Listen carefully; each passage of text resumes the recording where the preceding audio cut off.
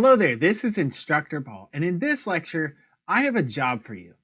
Basically, I'd be normally walking you through this step by step, but I would end up repeating stuff that I've already taught you and you should already know how to do. So instead, we're going to use this as an opportunity for you to exercise and practice and figure out if you've really been learning what I've been trying to teach you. Okay, so I'm going to give you a series of tasks to complete. We can think of them like an exercise, and you're going to go out and complete them, and you're going to see if you know how to do them without having to reference any learning material. Okay, if you do have to reference anything, that's no problem, but just take this as a test. All right, so first thing I want you to do is build a file share server called ITFFS01. This is going to be a virtual machine, just like how we built ITFDC01.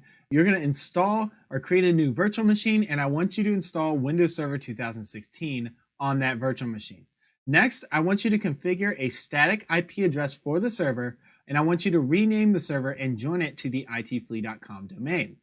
Once you've done that, I want you to create a shared folder called Backups. And I want you to create this shared folder not on the C drive, but on an external drive, or I'm sorry, a secondary hard drive. So I want you to add a new hard drive called D, data, whatever you want to call it. Make it as big as you can make it, at least 100 gig if you can, preferably bigger. And then I want you to name it Backups and make that a shared folder that is accessible to the network. So the path would be like / ITFFS01 / backups. Okay.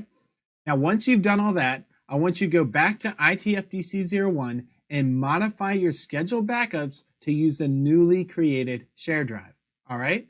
Now, this is all stuff that you've already done before, so you should know how to do this without any issue. Next, I want you to, and this is the final thing, I want you to create a scheduled backup for all of our other domain servers. Okay, so this really depends on where you are in the course, but if you've built the WSUS server or the second domain controller, I want you to go to those servers and create scheduled backups for those servers also and make them use the ITFFS01 share folder.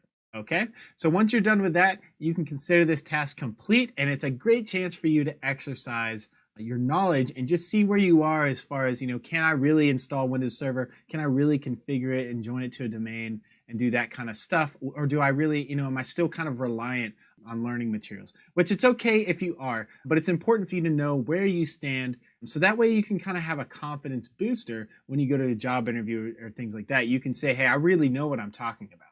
Okay, so go ahead and complete these tasks, and I'm looking forward to seeing you in the next lecture.